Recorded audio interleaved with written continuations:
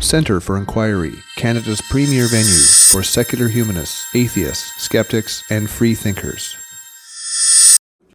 We don't have a wireless mic, but I hope I'm loud enough for you guys in the back. You've all come to hear something about science and the paranormal. And let's start with a little story about a gentleman who went to a doctor and he had a complaint.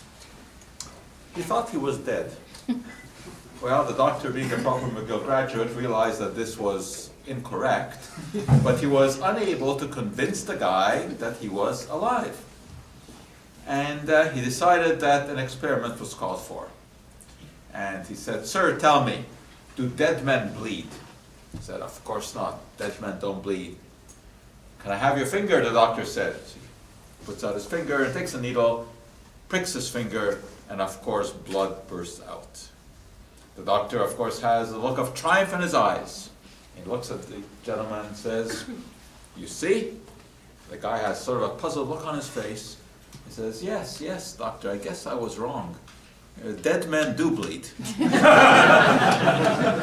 The point of that story, obviously, is to make the right observation, came to the wrong conclusion. And that is what the world of the paranormal is really all about. People making observations and coming to the wrong conclusion. By definition, the word paranormal means beyond normal. In Latin, para means beyond. We're talking about phenomena that are beyond normal, that are outside the scope of science, phenomena that you cannot explain. For example, you well know that it is not possible to hypnotize a rope, right? If we were able to do that, that would be a paranormal event. But we will give it a try.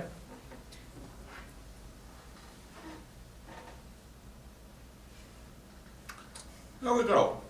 What you're witnessing here is impossible, right? It is beyond the normal. It is a paranormal. Of course, just because it looks paranormal doesn't mean that it is paranormal. There is an explanation, which hopefully you will never find out. But the fact is that I know it, and you can take my word for it that there's nothing para about this. It has a perfectly logical, scientific explanation. But of course, if you don't know the explanation, then it seems like it's impossible, that it's outside the scope of science. Well, magicians, of course, do things that are apparently paranormal, isn't it? That's the definition of magic. Do things that are impossible. But a magician is really nothing other than an actor on a stage playing the role of a magician, pretending to do things that are against the laws of nature. For example, taking ladies, dividing them in three. Well, that of course can be done. It's the restoration that's paranormal. And I don't really like to carry around big equipment like that, because then you also have to carry around the big women and all that. I like to do these things on a smaller scale, using small volunteers and small contraptions like that. But nevertheless, what I like to do is to perform the magic and show you that the impossible actually does become possible. And there she is, totally restored, right? Because there is an explanation. Of course, it is a scientific explanation, which you will never find out, but there is one. Magicians, of course, do not pretend to do things that are outside the laws of science. They're entertainers. Sometimes some of them cross the line. We'll have occasion to talk about that. But magicians generally are honest charlatans who fool people without pretending that they have paranormal powers. When a lady levitates in midair, I mean, you know that she's either being held from the top, being pushed from the bottom, or supported from the back. But the supporting equipment, of course, is hidden. As far as the audience is concerned, they're seeing something that isn't possible. But of course, there is a scientific explanation. If someone suggests that there is no scientific explanation, that they are really performing something outside the laws of science, that is, that they have the ability to spontaneously rise into the air and defy gravity, we as scientists say, all right, let's examine this. Let's do this under proper controlled conditions. Because if something impossible seems to be happening, we want to make sure that we have the evidence, and the burden of proof is on whoever is making the claim. Because in science, we can never prove a negative. I don't think that anyone can self-levitate, but I can't prove that to you because I can't possibly examine every single person in the world. Who knows? Maybe there's someone in the backwoods of Tibet who through some unusual meditation technique can levitate into the air. I don't think so, but I can't prove that that isn't the case. It is up to whoever is out there to prove that they can levitate. If they say that it is possible to do this, that they can spontaneously cause something to rise, well,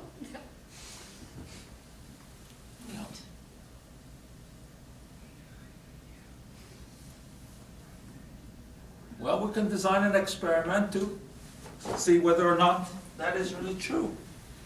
You want to examine things, you know, you want to look behind, which of course you never will, but it is possible to examine these things and study them. For example, extrasensory perception.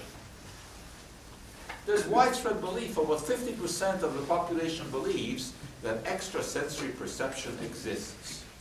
That is, that you can do experiments whereby you have one person concentrating on a diagram on a card, and that they can transmit this information to someone else. That exists. The belief does. Well, actually, I have that belief. I think I can do this. I think I can transmit thoughts. You probably don't believe me. Therefore, we need an experiment. Can I have a volunteer to help me here? Okay, the lady in the back was first. Come on up.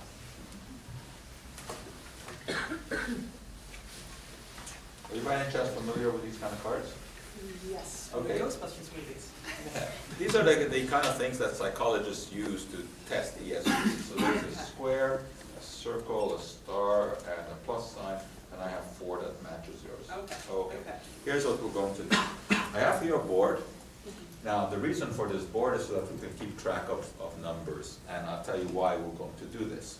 Because I'm going to take my cards. You, of course, don't know which card this is. I'm putting this one beside number 1. I'm putting this one just randomly. I'll put this one behind number 4. And I'll put this one number 3, and the next one we'll put in number 2. Now what we're going to do is an experiment. You'll show me one of your cards, randomly pick one and show it to me. This face? Yeah, yeah, okay. Now I see where my card is that I placed in here. I know that number. That's the number I'm now mentally transmitting to you. Obviously between 1 and 4. And that number is? 3. Okay, there we go. The plus sign goes in number 3. Show me the next one. Number? 1. Okay. Show me the next one. That goes in number? 2. Circle in number 2.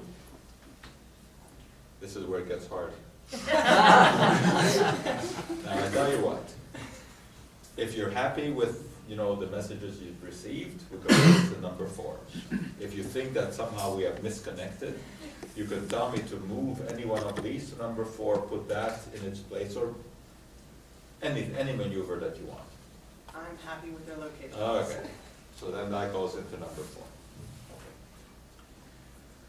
Now, there is a mathematical chance that this would work, right? What are the odds of that happening? 1 in what? 24. 1 in 24. Because the first one could be n1 of 4, then n1 of 3, n1 of 2 is 4 factorial, so 1 in 24. But I don't rely on chance. I use my ESP abilities, which is why we have a perfect match. Thank you. So we did connect. Okay. Very good. All right. So there we have a demonstration of extrasensory perception. But you guys, of course, are somewhat in the skeptical category. And you know that very often there's cheating that is involved in these kind of things. So we would have to rule that out. What would be the appropriate first question to ask after seeing a demonstration like this? I think, hopefully, the natural question would be to repeat it. Because let's face it, 1 in 24, I mean, that can happen. We're not talking 1 in a million. I could repeat it. I guarantee you it would work. What is the chance of this happening by chance twice in a row? That's 1 in 24 times 1 in 24, right? Then we're talking about pretty far out odds.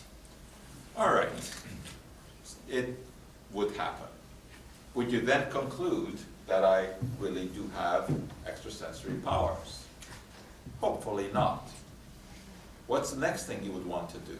Replace the materials. Replace the materials. Use other cards. Take a look at the board. Take a look at the cards, which you never will get a chance to do. Because, of course, you would find that things are not always the way that they appear to be. But it is easy to convince people, especially those who want to believe, that this can be done. Well, it is possible, of course, to design an experiment on ESP legitimately, with proper controls in place. It's been done. No one has ever shown anything better than just random chance. Sometimes, of course, you get unusual runs of luck, not repeatable. But if you want to believe, you believe. There are people who do. Half the population believes in ESP. Of course, they also believe in things like astrology and clairvoyance and ghosts and witches and every other possible assorted phenomena that you can think about. Because there's not enough critical thinking, there's not enough scientific education. Out-of-body experience is another one that people believe in. What does that mean? There are those who claim that they can voluntarily leave their body and in fact travel, look at things, come back into their body and report on what they had seen. You can imagine my glee when one day I was giving a talk, something like this, to a ladies group. One woman starts waving her arm. She says, "I can do that." So I said, "What do you mean?" She says, "I can go into a trance, leave my body, float long distances, and report what I saw." I said, "What do you mean?" She says, "If you like, I can go to Paris right now, return in a few minutes, and report on what I saw." This was starting to sound interesting. I said, "Can I go with you?" No, it takes years of training in order to be able to achieve this. And I said, "You know, I don't want to sound too skeptical here, but how do we really know that what you're reporting really happened?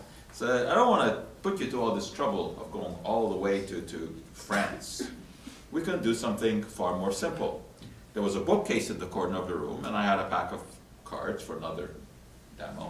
I said, "Look, let me just shuffle these cards. I'll take one of these at random. I'll go over to the corner of the room. I'll put it on top of that bookcase face up. You go into your trance. You float up. You float over to the corner, look down, see what that card is, come back into your body and report." Because after all, this is exactly what she claimed she was able to do with France. And of course, at this point, she got all agitated. That, no, she doesn't have to prove anything. She's not a guinea pig. And if I don't believe her, it's my problem, not hers. I didn't hear a peep out of her for the rest of the talk, which of course may have been because she just left her body there and she was.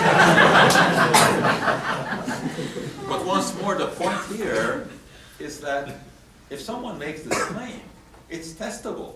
And it's not a difficult test. You don't need anything more than a deck of cards. nobody, of course, has ever been able to perform such a test.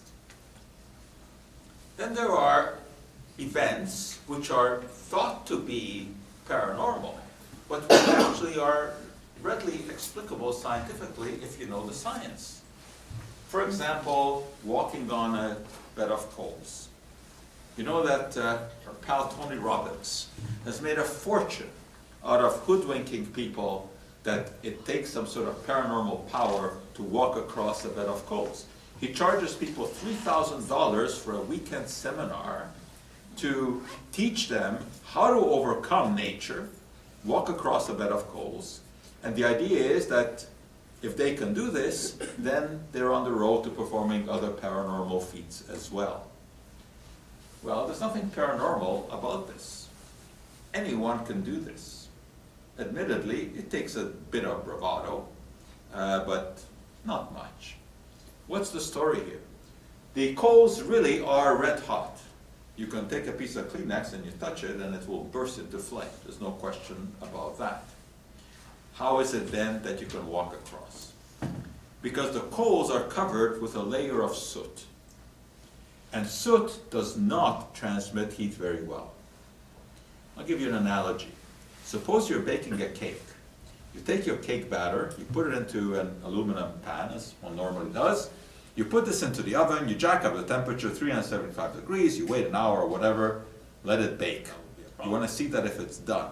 And yet, you open the oven, you reach in, are at the same temperature. Poke the cake with your finger. They've been sitting in that oven for an hour, so they must be at the same temperature. How come you don't burn your hand with the batter, but you do with the pan?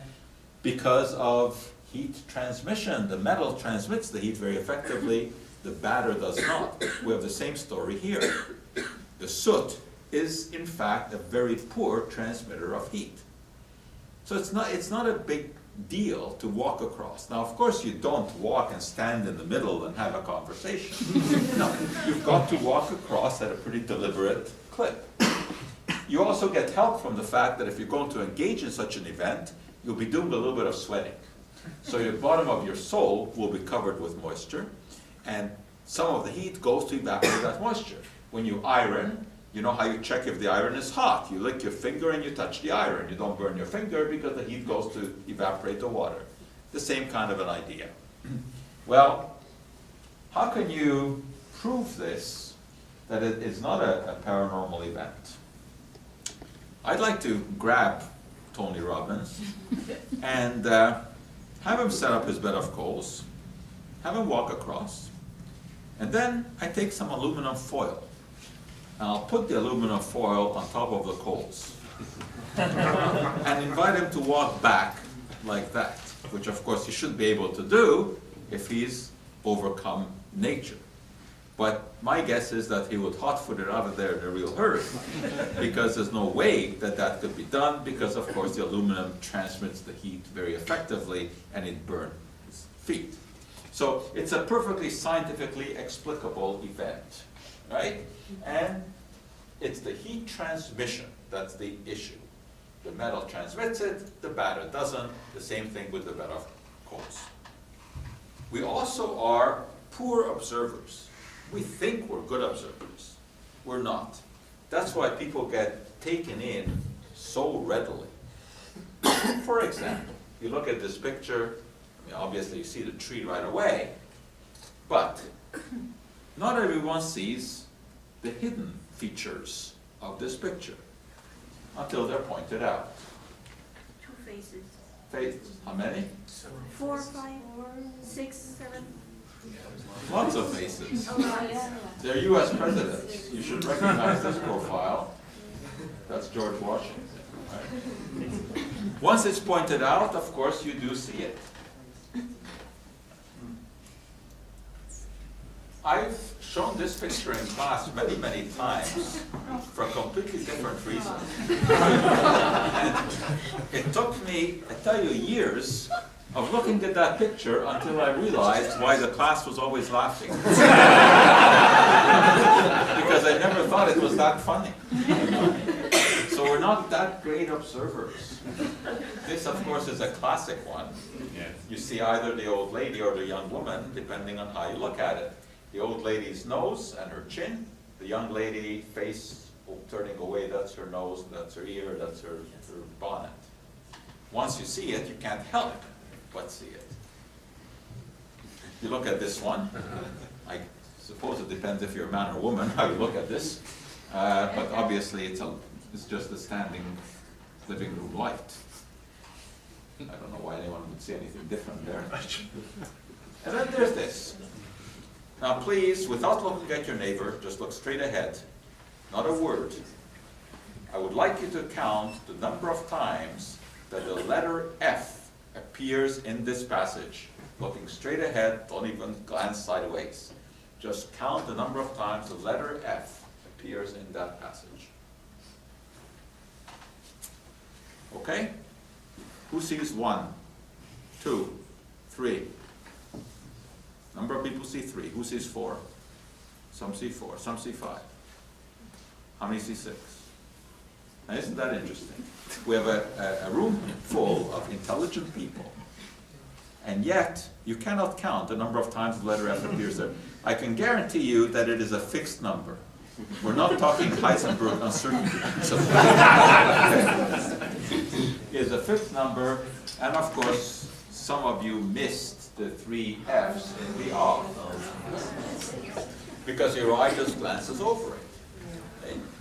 Well, what's the point of something like that? This demonstration. The point is that things are not the way they appear to be. People can be easily taken in. Look at this little device.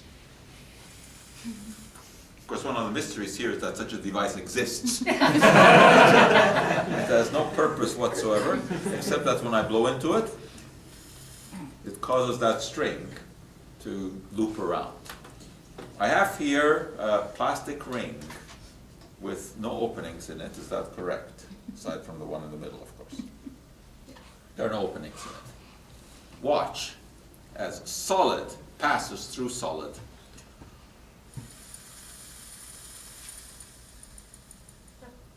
Let's see that again.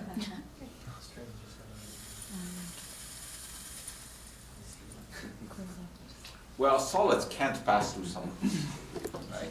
So what has to happen? It slipped. The thread has to come back and go out again. Now watch carefully. Watch the end of the thread. It happens extremely quickly. So quickly that it's hard to see, but it does happen, right? But if it were presented in another guise to a somewhat less skeptical audience, you could certainly convince them that solids can pass through solids, right? Because we're just not that great at observing. I mean, there are some, simpler demos as well. For example, if you look at these two, and I ask you which one of these is longer, which is longer?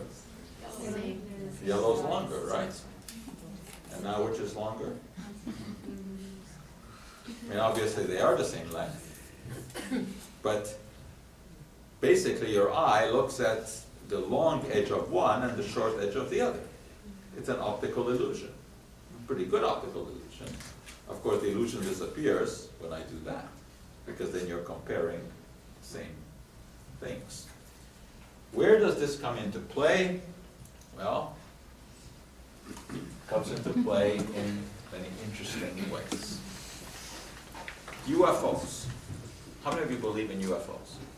Believe in UFOs. Yes. Every single hand should go up. Why? Because you've just seen one.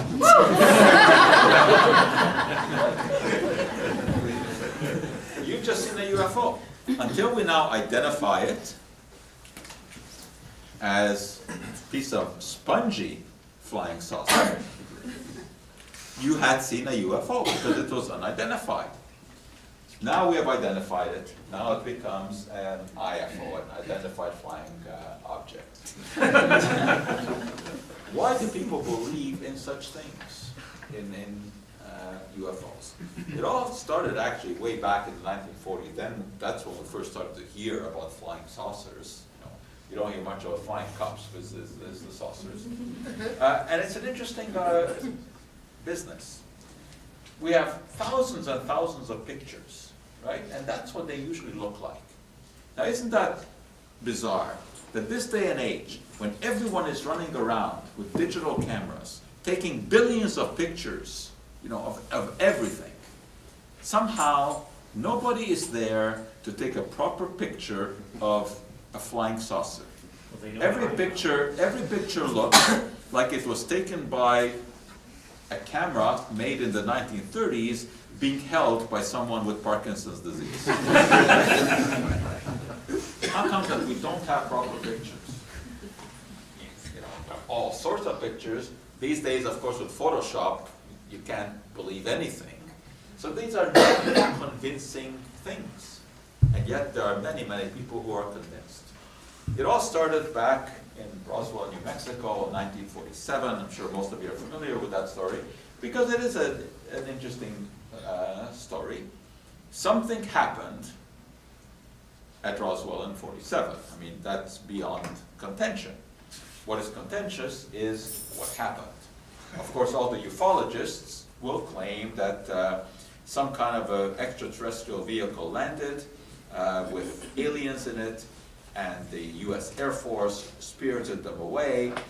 They vary on whether the aliens were alive or dead, but anyway, they were experimented upon, you know all this story, and there'd be descriptions of what those aliens looked like and what the mothership looked like. We even had the alien autopsy, which made the rounds a few years ago. Very well done film. Supposedly, it was an actual movie taken of the autopsy performed by US surgeons, Air Force surgeons on these aliens. And it was quite compelling. It was very well done.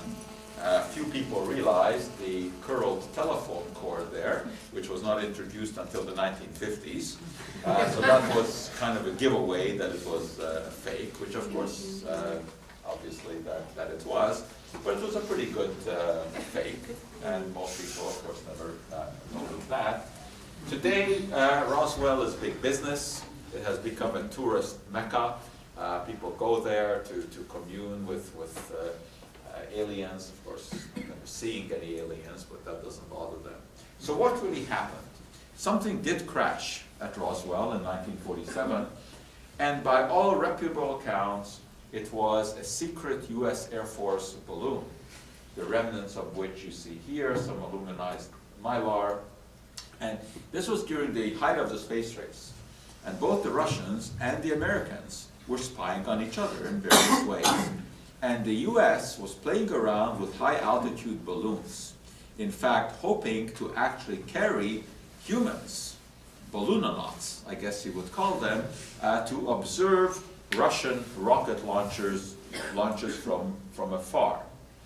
And testing was done with mannequins. Well, one of these balloons crashed, and there was a witness to that. The witness actually did see a US Air Force truck come and take everything away, because this was all top secret. But of course the story started that it was aliens who were spirited away, and actually the Air Force did not deny that story. In fact, they fed into it, because they would rather that people believed that a flying saucer had crashed than that there was a secret program of high altitude balloons. So that's where it all started. Today, we've had report upon report. The classic Roswell report gives you all of the details, but obviously the dedicated ufologists say that this is all a conspiracy. The Air Force and the US government are hiding the fact that it really did happen and that there are aliens there. Just because we have a lot of reports doesn't mean that those reports are authentic. I mean, how come that these aliens always show up in front of people driving a pickup truck in the backwoods of North Dakota? Why don't they land in front of the White House and say, we are here? Because let's face it, if they had such superior technology that they could traverse the vast distances of space, they surely would have nothing to fear from us, right? Why not just land and show that they are here? Obviously, the distances that we're talking about are immense. Even the most dedicated ufologists would have to agree that there's no other form of life within our little planetary system here. So we have to look outside. And once you start looking outside, you're talking about light years away. Is it conceivable that there's some civilization out there that can travel at near the speed of light and not have to worry about cosmic radiation and overcome all the problems of space travel? I would say that it is extremely unlikely. It is almost as unlikely as that there are no aliens out there. I think it would be extremely arrogant for us to believe that we, on this insignificant little planet in an insignificant corner of an insignificant galaxy, is the only form of life that exists in the universe. I think the likelihood is, statistically, there are numerous forms of life out there, both less advanced than us, more advanced than us, but not communicating with us, not being able to travel here for the same reason we can't travel there. It is way beyond any kind of technology that we have. It's way beyond any technology that we can imagine. Yet, you have thousands and thousands and thousands of people who buy into this business. Another reason that people believe in paranormal phenomena is a lack of understanding of coincidence. Just because an event is rare does not mean that the event is impossible. Look at the famous Kennedy dollar bill. This was minted about 3 weeks before Kennedy was assassinated in 1963. That's historical fact. After Kennedy was assassinated, the psychic said that this US dollar bill foretold the assassination because the serial number starts with the letter K and ends with A, which obviously stands for Kennedy assassination. And you have the number 11 here. November is the 11th month of the year. 2 times 11 is 22nd, which was the day of the assassination. Half of 11 is 1, which is the time of the day that the president died. Pretty interesting. Why didn't they reveal this before the assassination is the question. Another fascinating point is that the number here is a code number for where the currency is printed. The mint where this is printed, code number 11, is in Dallas. Is it a coincidence? I suspect so. Can we prove it? No. This 9/11 bill. If you take this $20 bill and fold it in this specific way, you notice something pretty interesting, right? Of course, the most interesting thing is that someone has found this. That there are people out there folding US currency to see what it reveals about our fate, right? Well, I mean, what sort of logic is that our fate would be inscribed in $20 bills? But it is interesting, and if you fold it in a different way, then you kind of see the Pentagon there. And if you fold it yet another way, then you see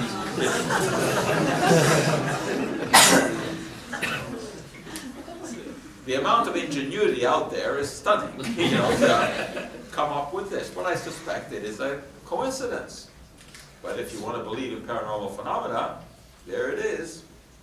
If you were playing cards and you picked up this hand from a well-shuffled hand, 4 people playing, you were one of them, and you picked this up, what would you think?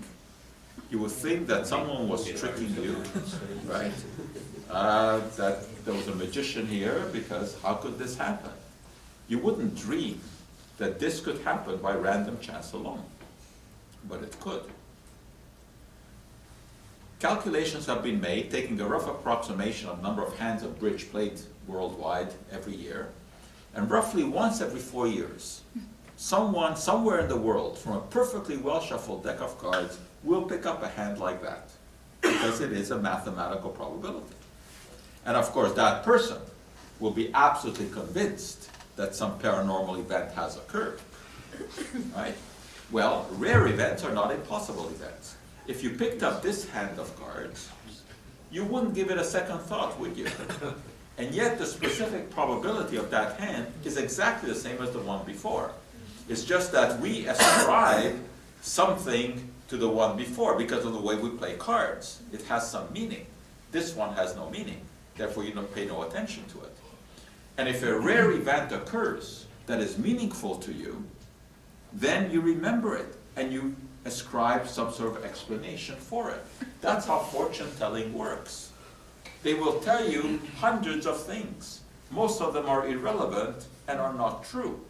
But if one hits home, that's the one that you remember, because people generally don't check, but I do. I keep records of these things, just to see how inaccurate the psychics are. This goes back to 1993. That's giving them a lot of leeway, right? Should have happened. White House shocker, Clintons will split up. Never happened. Goodness knows if ever there was a reason for a couple to split up. That was that. Paula Abdul did not elope with Arsenio Hall. This was not the reason she left Idol. Martina did not have John McEnroe's baby, or indeed anyone else's. Donald Trump did not have a fling with Barbara Walters, or if they did, they kept it very, very quiet. But I could repeat this numerous times. It just doesn't happen. If anything, psychics have a negative power. What they predict doesn't happen. But if you predict enough things, on a rare occasion something comes true, and of course then you can make hay. They're clever people. You know, I mean, they predict things that have a chance of coming true. And then of course they look very good. Cold reading is one of the classic ways of fraudulently predicting the future. Sylvia Brown is perhaps the most horrific example. Why? Because I'm absolutely convinced that she's a total con artist, fully knowledgeable of what she's doing. There are some fake psychics, well, I guess that's an oxymoron. There are some psychics who believe that they actually do have a power. They're self-delusional. I don't think Sylvia Brown is that. Sylvia Brown is a money machine. With her books, with her $800 charge for a 30-minute telephone interview, but you got a book now 2 years in advance. A horrific charlatan. If it were just done for entertainment, that would be different. But no, this isn't entertaining. When she goes on Larry King and she talks about disappeared children and tells the unfortunate parents what has happened to them, this is not fun. This is not entertainment. This is a criminal activity. And yet, she's not paying for this in any way. As you probably know, 7 years ago now, on the Larry King show, she accepted Randy's challenge for the $1 million prize. Never has she appeared. She says she can't find Randy. I mean, how idiotic is that? She can foretell the future, but she can't find one of the most famous quackbusters that exists. Her talents seem to be kind of limited. There are also events that are said to be paranormal, which actually don't even exist. For example, the moon effect. That crazies go crazier at the full moon. That there are more hospital admissions, there's more births, etc. The word lunatic actually comes from the Latin meaning luna, moon, because ancient Romans believed that the crazies would go crazier at the full moon. The fact is that there is no full moon effect. It doesn't exist. When you check the records and you look at police blotters, you look at hospital admissions, etc., you find that there's no relationship to the full moon. But why do people get convinced? Suppose you're a nurse and you had a terrible night. You go out and you look up and you see a full moon. Okay, you remember that. There may be another night that's terrible. You go out, full moon. Aha, the full moon causes it. But what you don't remember is how many times in between you may have had a terrible night, but you came out and there was no full moon, so you never noticed it. Or how many times there may have been a full moon and you had an easy night and you never noticed that either. But people can self-delude in this fashion. And then of course they come up with silly arguments that of course the moon must affect the body because we know that the moon affects the tides, so it does draw water. We're 70% water, obviously it must affect us. Well, it doesn't quite work like that. First of all, we are not an empty container full of 70% water, or water is in our blood, in our cells, etc., but never mind that. The force, gravitational attraction, is a function of the mass of the two bodies. The reason that the oceans are attracted by the mass of the moon is because they are of a comparable mass. The human body is not a comparable mass to the moon. That gravitational attraction is nothing. The doctor standing beside you when you were born had a greater gravitational effect on you than the moon. Totally absurd, and yet people believe in such nonsense. Of course, they also believe that the other planets play a role, and that the attraction of the planets at the moment of our birth, tells us what our future is going to be. Well, what utter banality. First of all, how do you define the moment of birth, right? The minute that your head pops out? I mean, are you somehow affected differently by the planets when you're totally inside the vagina as opposed to when you're 10% outside the vagina? I mean, these are so ludicrous that it doesn't even merit discussion. And yet you have millions of people who believe in this kind of stuff, including presidents of the United States. Right? President Reagan used to go to his astrologer together with Nancy to get the astrologer to tell him when he should meet Gorbachev. Amazing. And where was John Quigley, his astronomer, on October 17, 1989, during the San Francisco earthquake? Smack in the middle of it. The astrologer was telling the President of the United States when to meet with foreign leaders, didn't know that her own house was going to collapse around her. Truly amazing. Of course, there are many books that discuss this in great depth, but this is talking to the choir. People who believe in astrology will not look at this. Once more, if it is presented as a form of entertainment, all right. But when people take this very seriously, as many do, that leads us astray. There are other events which are said to be paranormal with absurd explanations. There certainly are some unusual events. Spontaneous combustion, they call it. And they refer us to interesting pictures like this, where bodies have basically been burned beyond recognition, except for some parts that remain. And they talk of spontaneous combustion. Well, no, it isn't spontaneous combustion. It is a fascinating event, and that's a real picture. These things really happen. It's almost always to overweight people who are sitting, usually in some upholstered furniture, next to some source of ignition, like a fireplace, or they're smoking.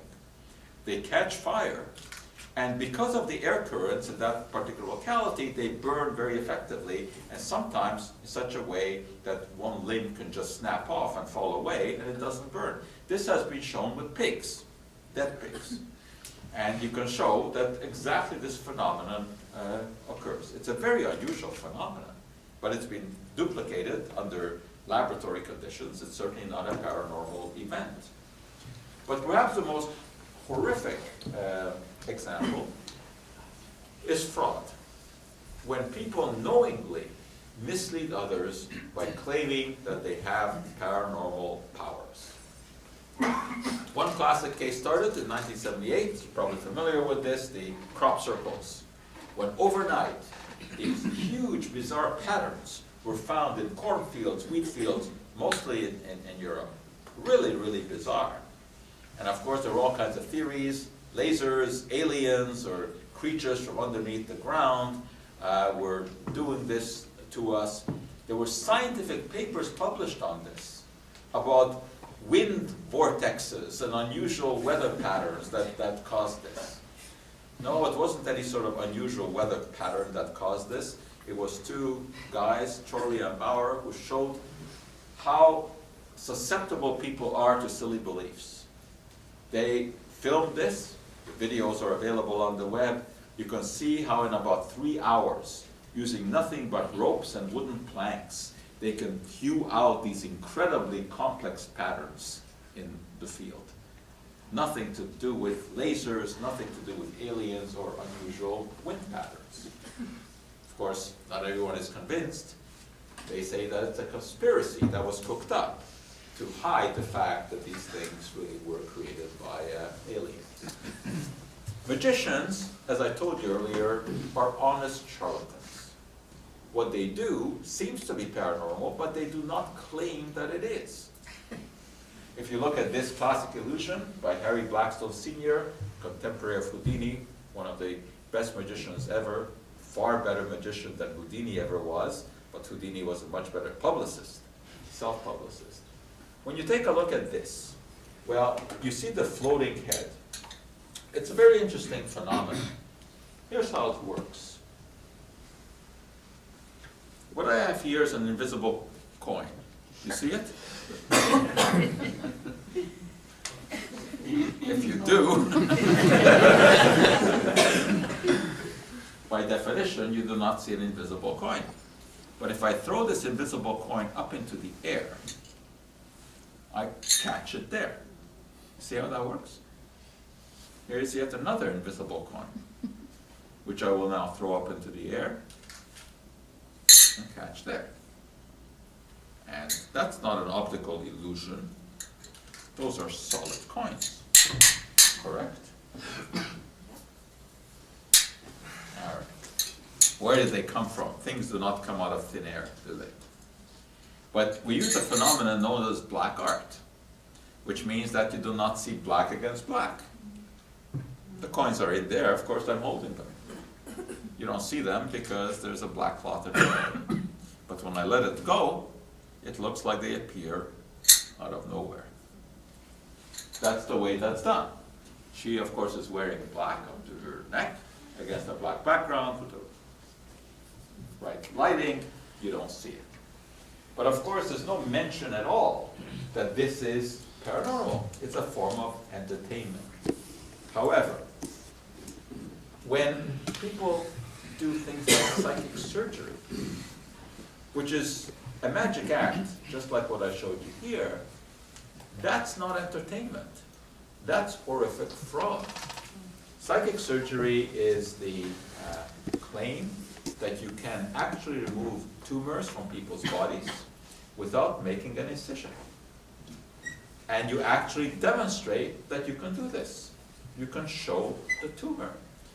This is done usually by uneducated Philippine peasants, or sometimes in South America, who do the same thing. And they prey upon the desperate. People will travel to the Philippines and pay lots of money to have their tumors removed without any kind of an incision.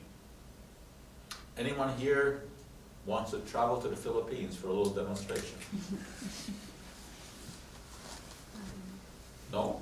You're going to miss a good demonstration. Yeah. Yes? Yeah. Okay, come on up.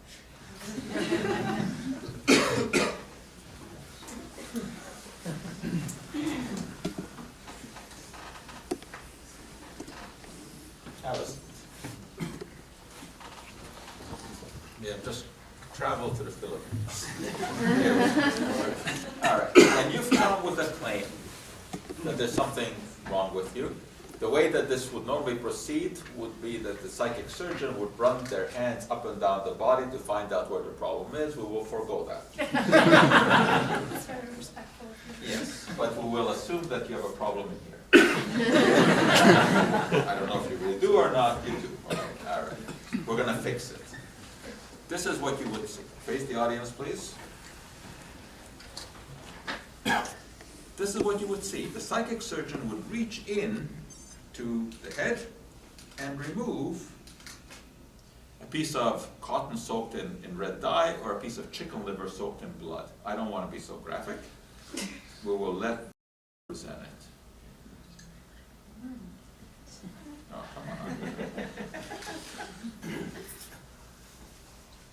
this is what was in there. Explain something? Yeah, it's clogging up the machinery. Yeah, but you know what? Yes, but you know what? I don't want to let you go back to your seat empty-handed. So, really, so I'm going to put it back.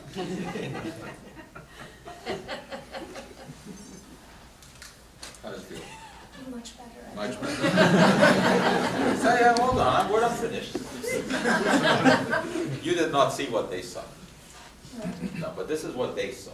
They saw me put my empty hand on top of your head and reach into it and take out the silk.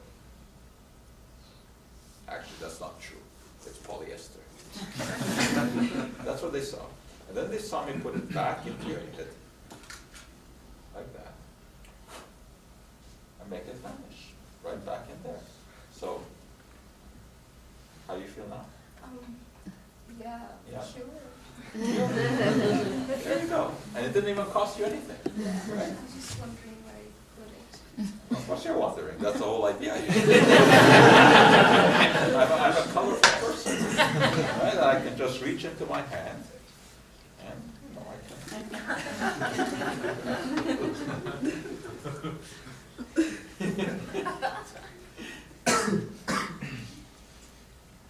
You understand? Yeah.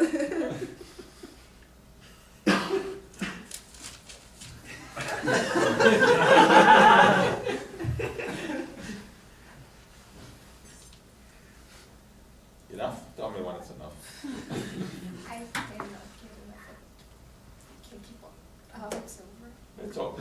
All right, now you can go back. Thank you. All right. Obviously, that is a neat little trick, but that's of course what it is. And those psychic surgeons actually do it better than I do it. It becomes very, very convincing. But it's horrific fraud because they're preying on people in their most desperate time. The way that it really looks is much more impressive than what you saw here, because it actually looks like, you know, they're reaching in and taking out the tissue. It can be real tissue, it can be real blood, that can be done the same way. Houdini, of course, was extremely upset by this kind of stuff. Why? Because being a magician, of course, he was very scientifically minded. And he was very upset when he began to visit mediums after he was totally distraught when his mother died. He began to visit, out of desperation, mediums. And then he saw that they were using the same kind of tricks that he was using on the stage, but they were pretending that it was for real. For example, spirit hands would rise. This was a classic demonstration of the presence of spirits, when all of a sudden a hand would appear.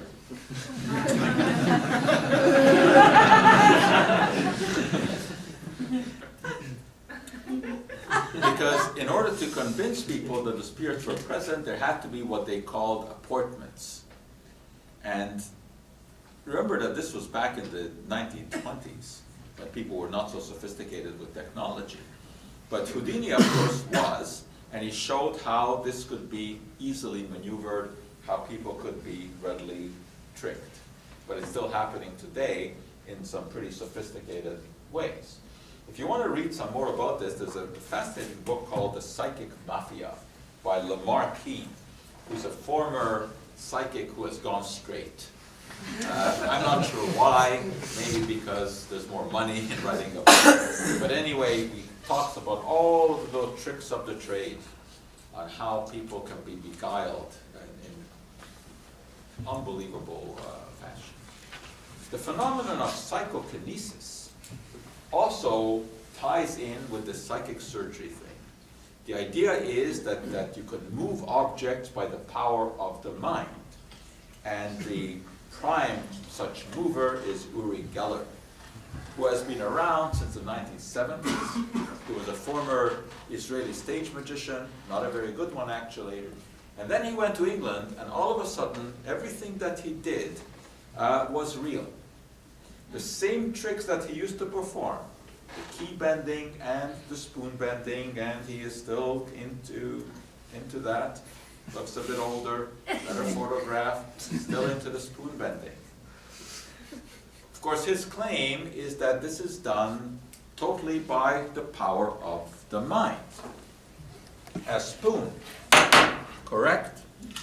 You can touch it, try to bend it. Use whatever strength you have. No. You cannot bend it, correct? Okay. It is indeed a very, very strong spoon. This is what you would see if you went to see Uri Geller, except that then you'd have to pay $125 for his lecture. Here you get it for almost free. Doesn't it look like it's bending? Look, it looks soft even. Yes? Look, it turns right around. I mean, that's amazing. And yet, try to bend it. Right? It's an amazing thing, what the mind can do. Right? Take a solid object and bend it. Well, I would suggest that if Geller really had that ability to bend metal by the power of the mind, there surely must be some better purpose to which that talent can be put than tormenting cutlery.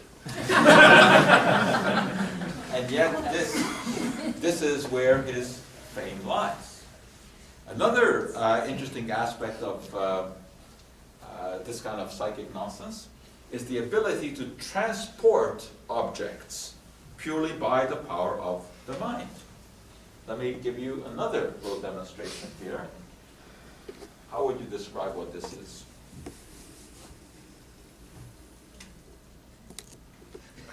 A cube, yes?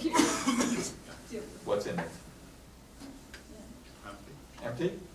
Empty. It's an empty brass tube. Pack of lifesavers. Yes? Okay. Watch carefully.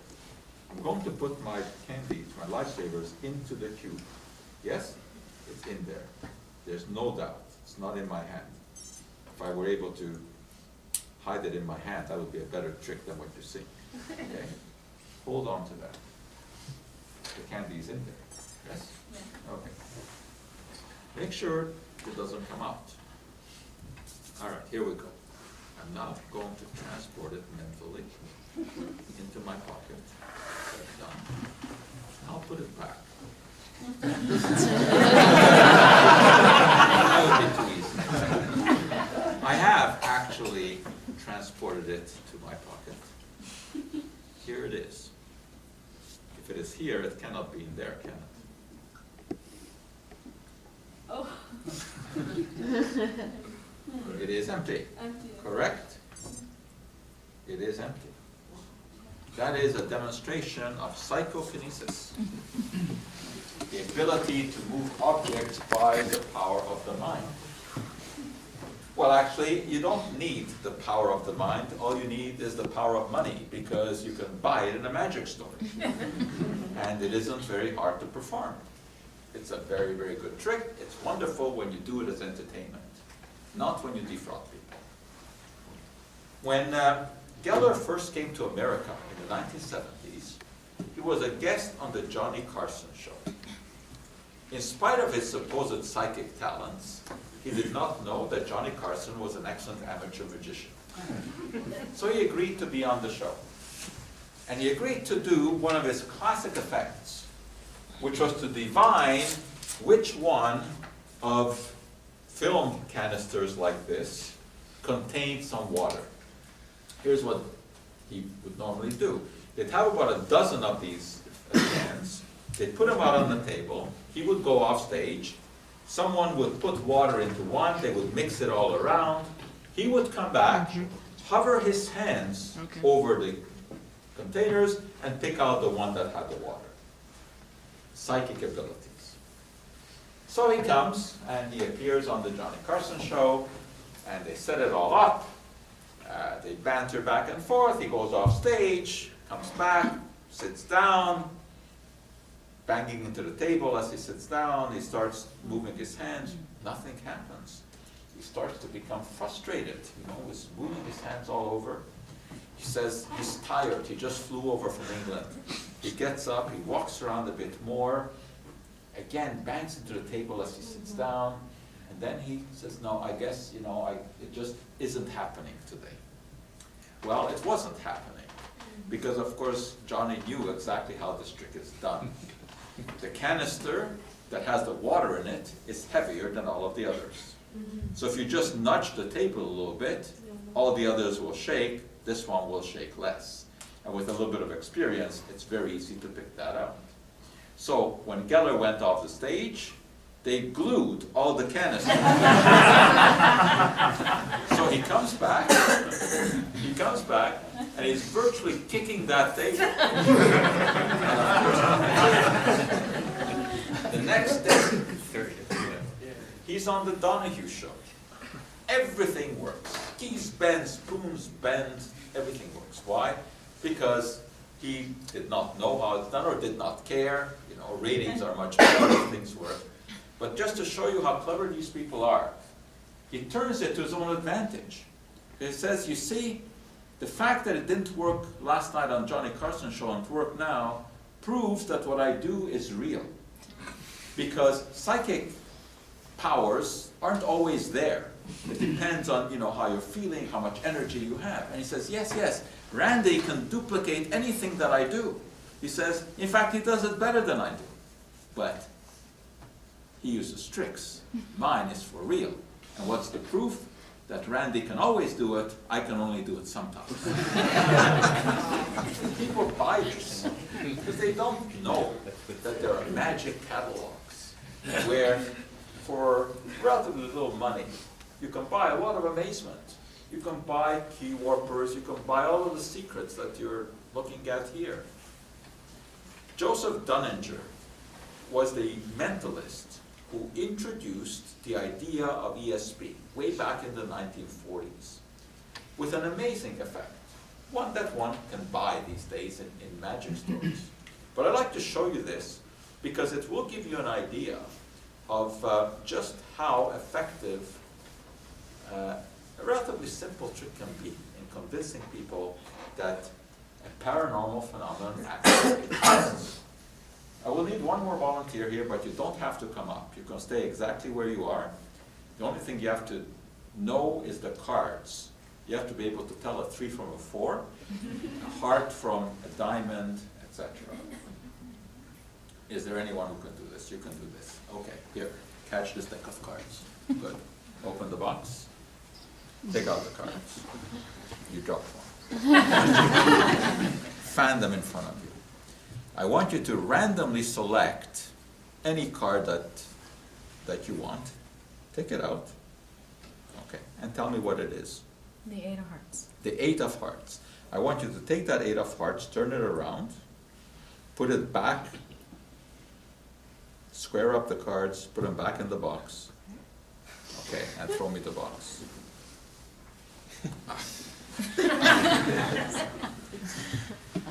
An invisible deck of cards, in which one card, the 8 of Hearts, which you freely selected, is turned around. Is that correct? Yes. But an invisible deck of cards is pretty useless. So we are going to make this deck appear. There it is. I have not approached this table since we started this little charade, right? Okay. So let me pick up this pack of cards and take them out.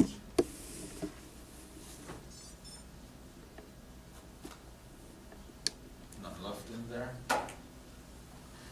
This is a joker, which we don't need. So what we will now do is fan these cards.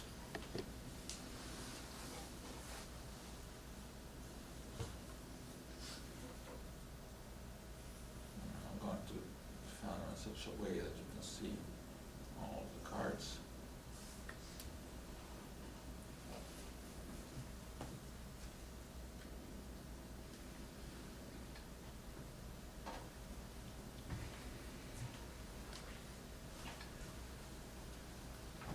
Okay, you can see the nice selection of cards there.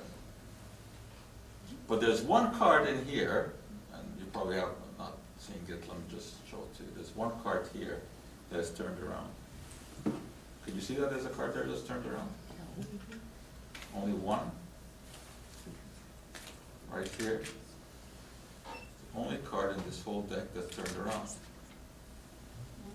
Yeah. Now, you selected the 8 of hearts from an invisible deck of cards. Would it be remarkable if that card were the one that you randomly selected? Remarkable? It would be remarkable. Yes, sir. Yes, it would be remarkable. Well, remarkable things do happen. That card is in fact the 8 of hearts. Now, how was this done? I'll tell you.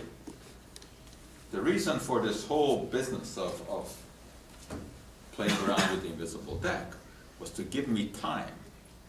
So while we were doing this tossing back and forth, I was concentrating. 8 of hearts, 8 of hearts. Transmitting that information. The rest, of course, was just a little bit of theater to reveal the card, because I already had that card turned around in there. It was the only card, the 8 of hearts. That's what made Joseph Dunninger famous. This is what started the belief in ESP, and in fact a lot of the other silliness. So a little message here, and that is that things are not always the way that they appear to be. You need to look below the surface.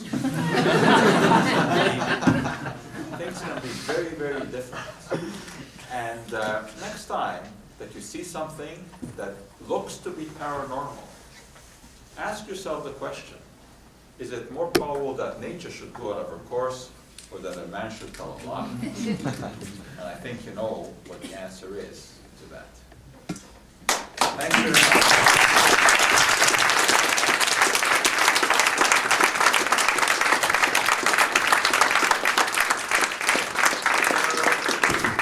Any questions?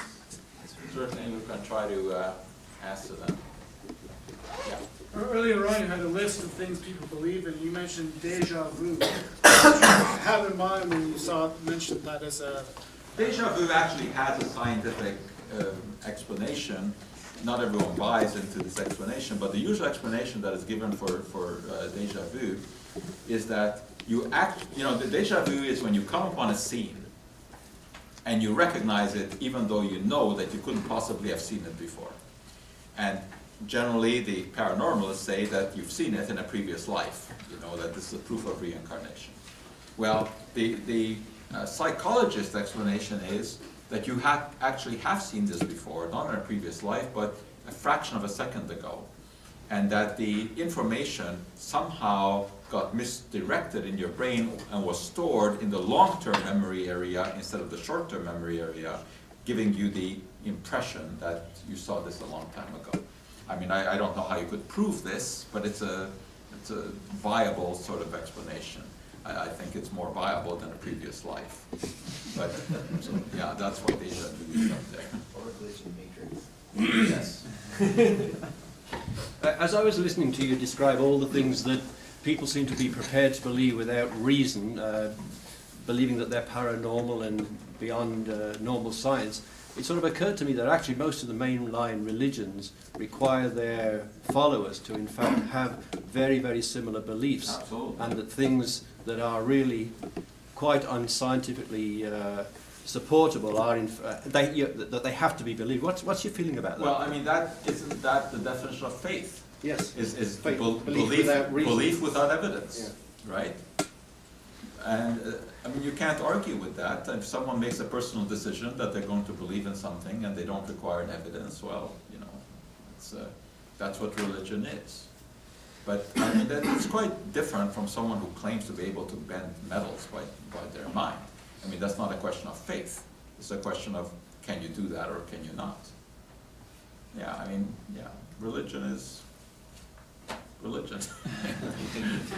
Yeah. Yes, I appreciate that question very much, because I was thinking too, you were talking about the different categories of deception, from fraudulent to those who are simply entertaining and so on. And I was wondering what category you would choose for those who tell little children that they're born with sin on their souls. Well, I would put it in that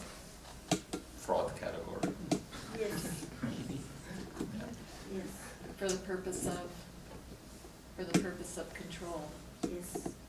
Yeah, you see, but the thing is that they think that they're doing a good thing. You know, I mean, most people who are religious and who believe in religion are not, I mean, they're honest believers. Whereas Uri Geller is an out and out fraud. I mean, you know, he bends the spoon the same way that I bend the spoon. I can guarantee you that it's not by get the power of the mind. If that's how he's doing it the hard way. But what about the people who tell the children that they are born with terrible sin on their souls, original sin? I know, but they actually believe that this is true. The Right? I people mean, who they're not tell making the this up. children? Sure, yeah, Because they learned it. sure, because they learned it, of course. Most religious believers actually do honestly believe Yeah. what they teach. That condoms are, They're deluded, for but they for believe people it. with AIDS and so on. I mean, you know, honest disbelief is a very dangerous thing.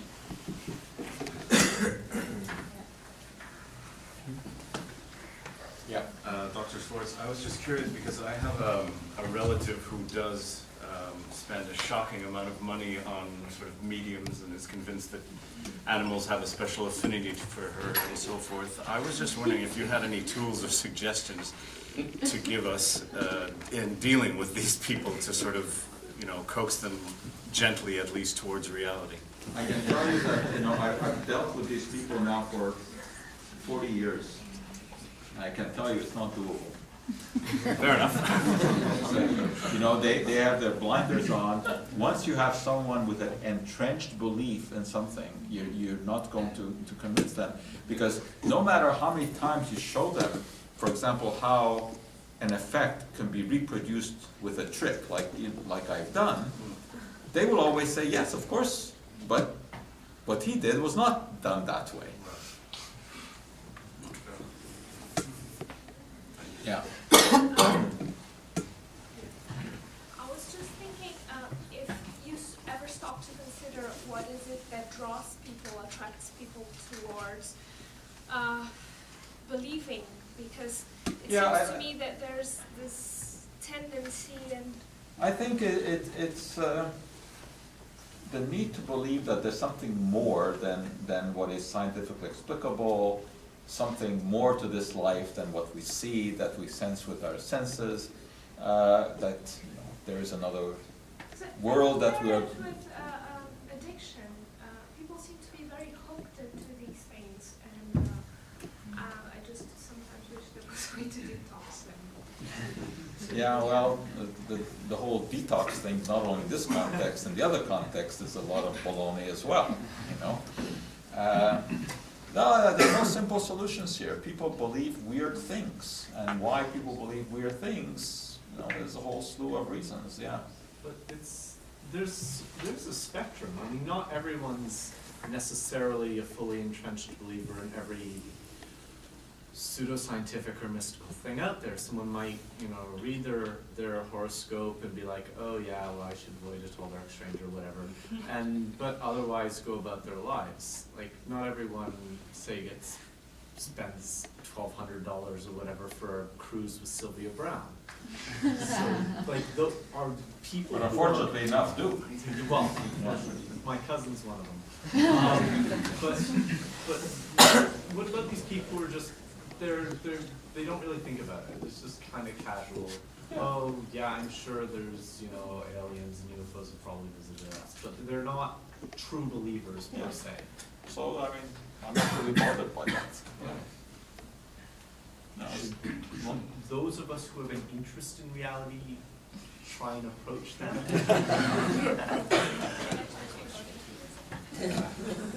Sure. We have meetings at 6 o'clock. I know, you know, I mean, these things are just like trying to convince someone. I mean, if you believe that there's no God, then trying to convince someone that you're right. You know, I mean, it's sort of a circular argument. You never get anywhere. I mean, that's been my my experience. I mean, there are some people who really, like who you described, who really don't have any great interest and you know, just casually look at some of these things. Yeah, there you can show them how something is done, and yeah, they'll believe you and then become more skeptical. But it's the ones that really are serious believers, that's the problem. And especially when it is, you know, somehow disease connected. And these charlatans claim that they can help them. That's where it becomes really serious. I mean, I don't have such a big, you know, I don't get ticked off because a newspaper publishes a, you know, astrology column. I mean, it's like publishing the comics. If you'd like to read that, read it. Yes. I have a few questions. Me, it's like I read a lot of stuff, you know, on paranormals and stuff like that. I read scientifically that there's an effect on the moon towards the human beings, and there's an effect on the sun. And to me, it seemed logic that the humans are you know, changing. Something is happening. If you read about the fruit flies, the study proved that the fruit flies, when they're exposed to the radiations, they become more aggressive, and also they change their sexual What's our radiation? behaving. What's our radiation? The radiation from the sun. So they're more aggressive. I think they're scientific Well, I stuff mean, that you can explain. I would not put that into the paranormal category. I mean, the sun obviously is a source of energy of Yes. all kinds of wavelengths. Yeah, and the moon also. I mean, The moon. no, the moon just reflects the sunlight. I'm not sure about that. It affects the What do you mean you're not sure about that? the magnetism of the planet. The what? The gravity, the magnetism. Yeah. No, but It I changed the thought whole I thing. explained this, that gravitational effects, you know elementary physics, depend on the mass of the two bodies that are involved, okay? Your mass compared to the mass of the moon is nothing. Yeah. Therefore, the moon has no gravitational effect on you. The moon has a gravitational effect on the ocean, because the ocean is very, very large. It's comparable in mass to the size of the moon. Also, the full moon has nothing to do with the gravity of the moon. Of course. The full moon versus the new moon. The new moon just means that the side of the moon that's facing away from the sun is facing the earth at that time. Yeah. And the full moon means that the side that's facing the sun is facing the earth. The gravitational effect of the moon does not vary according to the lunar cycle. The gravitational effect of the moon is the same every single night and every day. It's always, well, depends on where it is in relation to you. Yeah, it's but close to being the same. It doesn't vary very much. Yeah. Okay.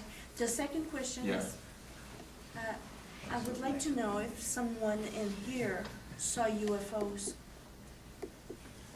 Absolutely. Did you? I think everyone has seen a UFO. What you're asking is if they saw something that they think is an alien spacecraft. Exactly. Okay. Is there anyone who thinks that they saw an alien spacecraft? No joke. No joke. No joke. Seriously.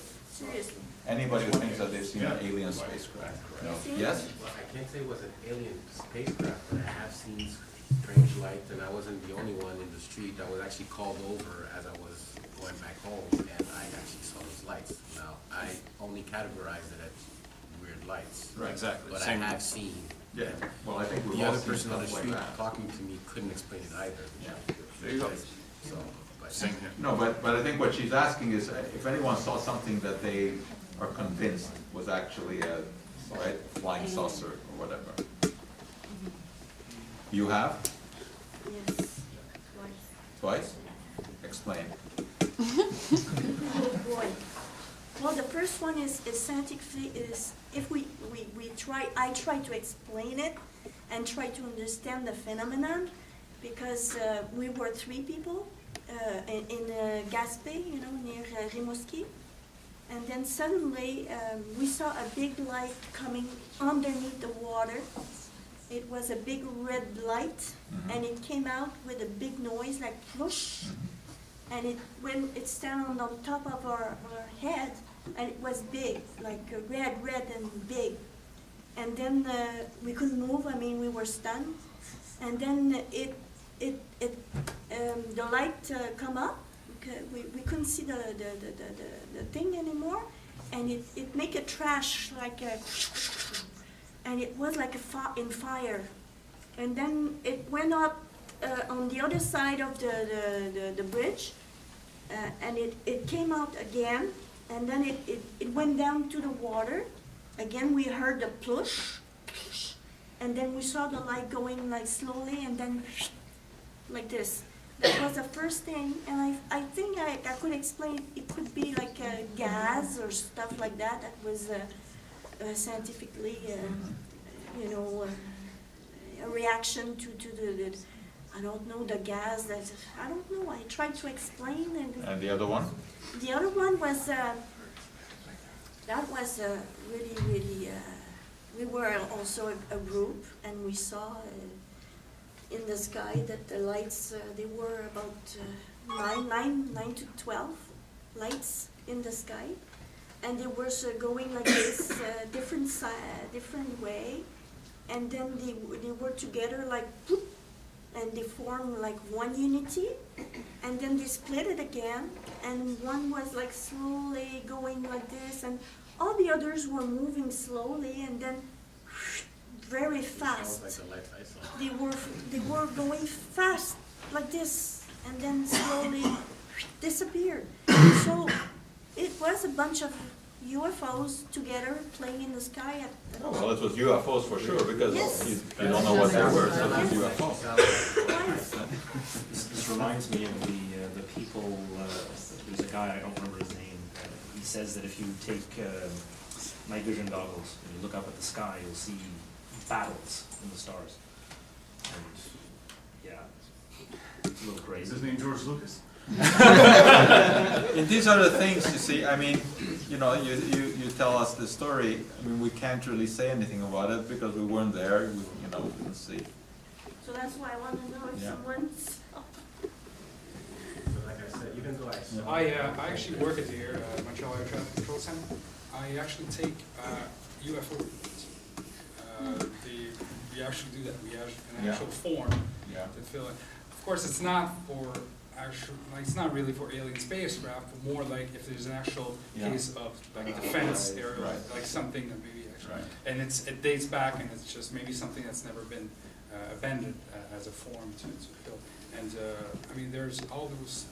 I mean, all the sightings are all different, but a bit of the same. And at the end, I had once that a woman was really scared.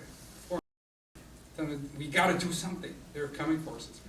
And basically, I just try to calm her and tell her that UFO don't matter. Unless they come down and land and say hi, like you said, it doesn't matter. And whether it's real or not, again, doesn't matter until it actually affects us. So how often do you see a report? Actually, I always ask the other people which find them boring that they tell me, and I take them. And I'd say once every 2-3 months, but usually it's because people don't know where to call, who to call.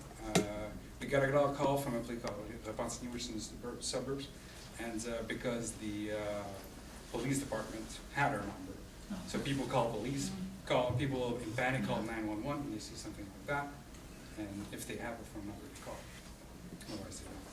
But there are many. But, well, I mean, if we are really being visited by aliens, they're remarkably good at not leaving any garbage behind, never, landing, leaving any marks of any kind. They're also incredibly talented because, the sky is viewed every single day by thousands of amateur and professional astronomers, covering every square millimeter. Everything is always observed, and yet these flying saucers seem to be able to traverse space, evade the thousands of people who are scouring the night sky, and then appear in front of someone driving a pickup in North Dakota. Evade millions of people who are carrying high quality digital cameras. That's right, evade the camera, yes. Of course, because they have special equipment that Detects that cameras. detects cameras. And, yeah. Yeah. I have never been seeing all these UFOs or things like that, but I always give a little bit of probabilities that may happen with human beings. We think that we are the best. We think we're the best form of life, and we think and everything. But sometimes I compare humans like in a cage of chimpanzees or a zoo, where there are the gorillas.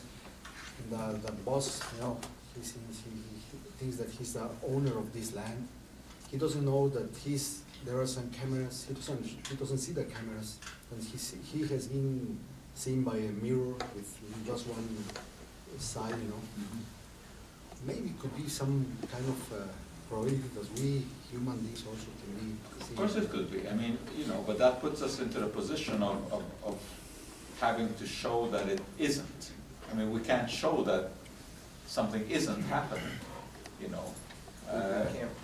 You can only prove that something happens. You can't prove that something isn't happening, right?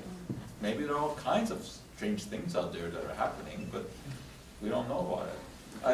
I mean, as far as the space travel goes, like I said, I think it's most unlikely that there are not other civilizations out there, and probably some far more advanced than us.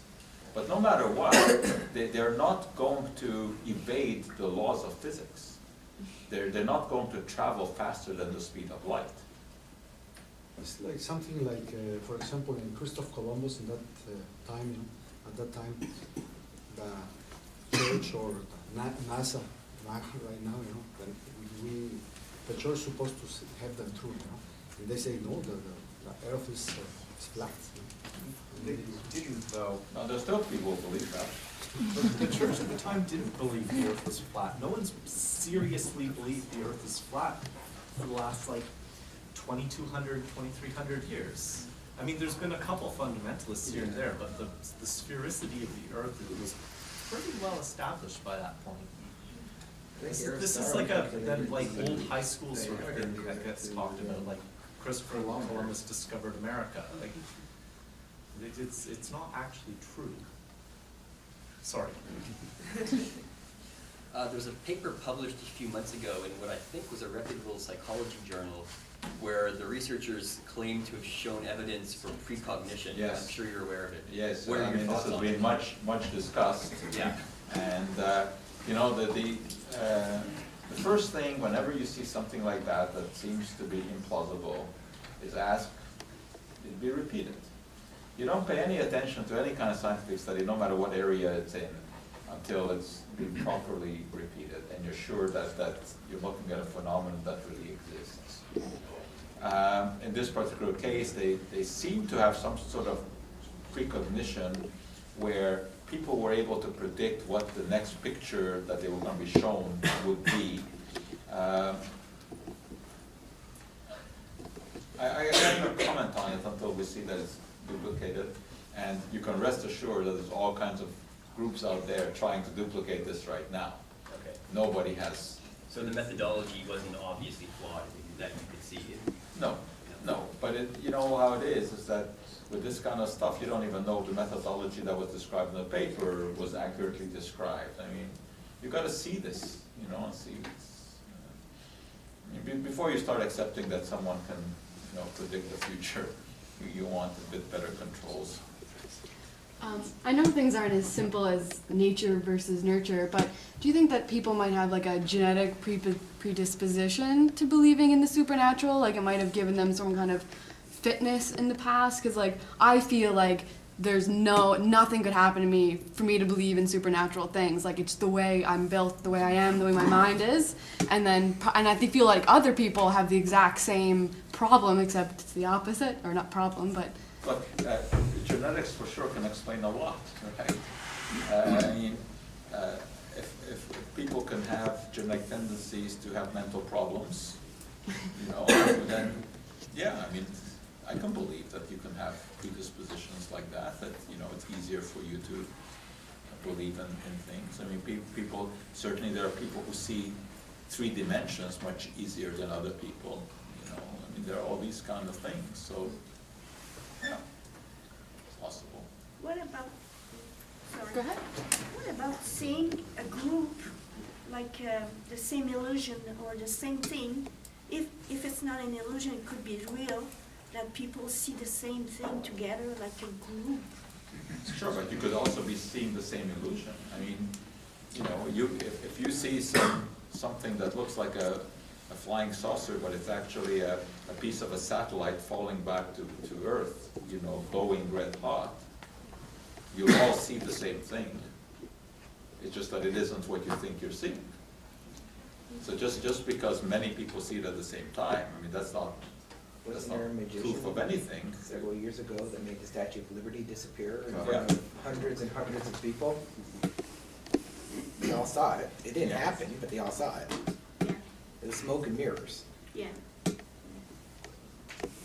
No small package. Mirrors.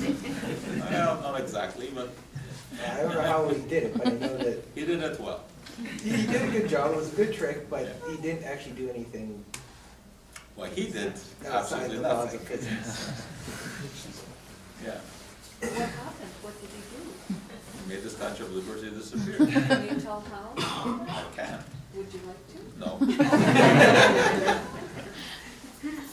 You were sitting on a scaffolding, a wooden benches on a little scaffolding, looking up at the statue.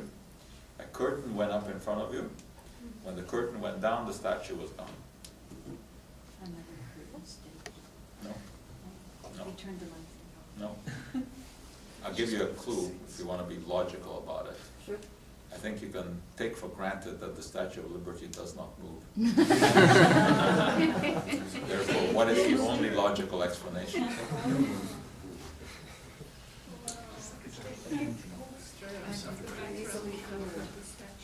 Thank you. Thank you. One more? Yeah. As someone who is generally skeptical and tries to look at things realistically, what could I do to try to convince people who are maybe on the fence, obviously not the real diehard believers, but people who are on the fence, what could we do to try to make them look anew at Get them a subscription to the Skeptical Inquirer. That's, I mean, you're not going to convince these people by, uttering a few sentences. I mean, it takes time. And people can only convince themselves, and if they will take the time to start reading, then if they have intelligence, the light starts to go on and say, oh yeah, well, maybe this is a better explanation. Or if you've read a good book, suggest a book, for example, lots of books which really would illuminate people's thinking and how they can think. Yeah.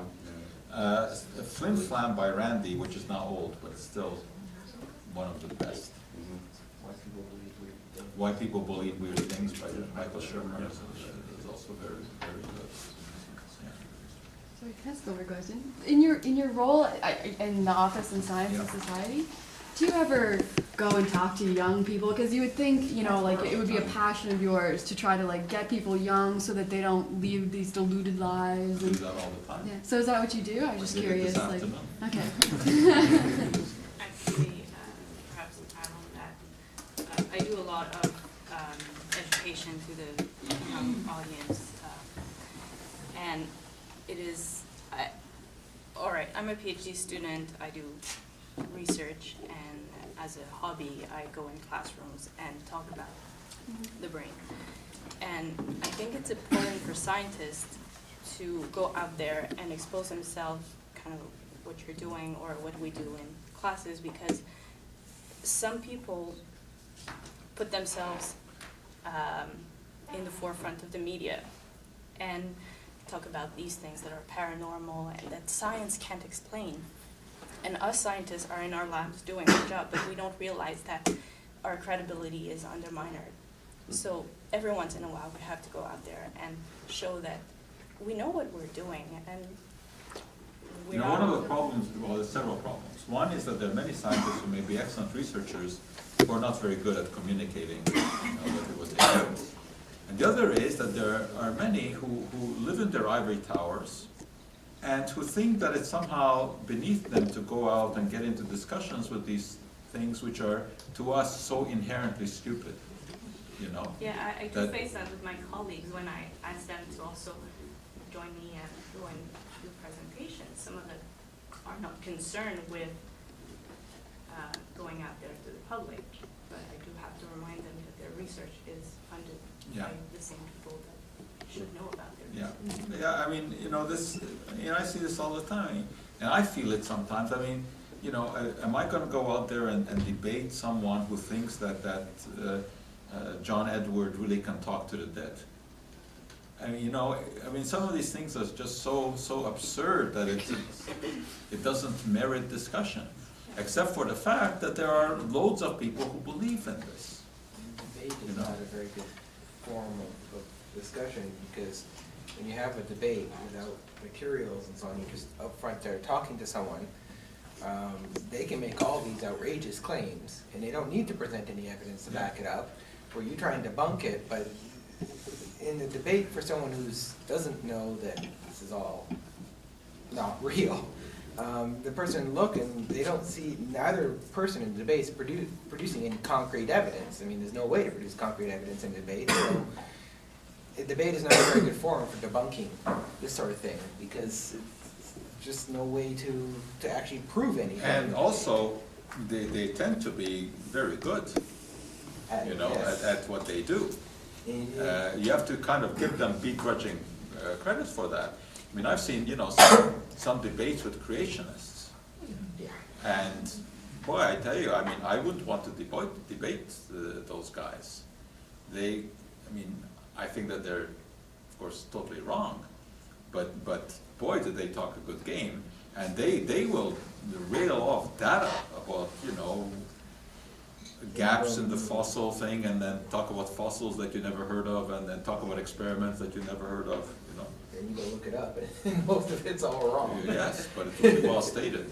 Yeah. Well, actually, I was just going to mention that, because I think there is a sharp edge to this, and certainly there's a discussion south of the border maybe that we don't have here, and that's it. I mean, but this is serious, because I think there's an awful lot of people, creationists, particularly the intelligent design people, I mean, they want to get this stuff into scientific discussion in classrooms. Now, I mean, that's serious. I mean, science is being set up against this other set of beliefs, and I think that's something. I mean, I'm not a scientist. I just have the greatest respect for science, and I think that, you know, scientists really need to take that whole discussion seriously, because they really are being set up as a straw man. Listen, 50% of Americans believe in creation.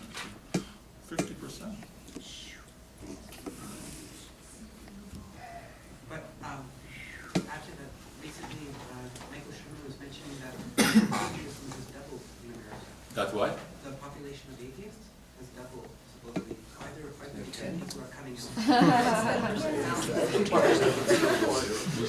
Population of Americans who report no religious affiliation. They don't probably declare themselves as atheists, because that word has been demonized, but they just say they're not affiliated with any particular religion. Anyway, I mean, there's no point in getting into debates with the creationists. It's a non-winnable thing, you know, and neither side is going to convince the other one. Yeah, you're just preaching to the choir. You're just preaching to the choir. Yeah. Each side is only The only way around that is to teach critical thinking from early on about how we know what we know, you know, what evidence is, and see if they get guided, you know, in the right direction. But, you know, if you take creationists who believe that everything was created 5,700 years ago, including the fossils, which look like they're billions of years old, you have no argument. I mean, if we're dealing with a God who's omnipotent, can do anything, then he or she surely can do that. Why he would want to do that, that's a different question, but of course their answer to that is, that's not for us to know. So I think it's a fruitless discussion to get into.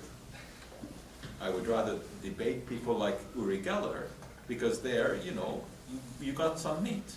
Say, all right, you think you can bend the spoon? Here, do this plastic spoon. Why can you only bend metal? You know, or do the wooden spoon? Or tarnished metal spoon. Thank you very much.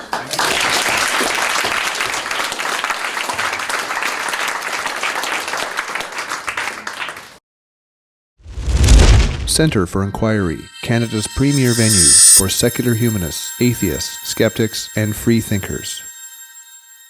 This event was hosted by the Centre for Inquiry Canada, an educational charity promoting science, reason, secularism, and free inquiry. CFI Canada coordinates branches and campus groups across the country, runs a public education series, provides secular community services, incorporates cutting-edge multimedia such as blogs, podcasts, and YouTube, and is a regular voice in the press presenting a secular humanist, atheist, and skeptical perspective. Visit us at www.cficanada.ca and contact us at info@cficanada.ca.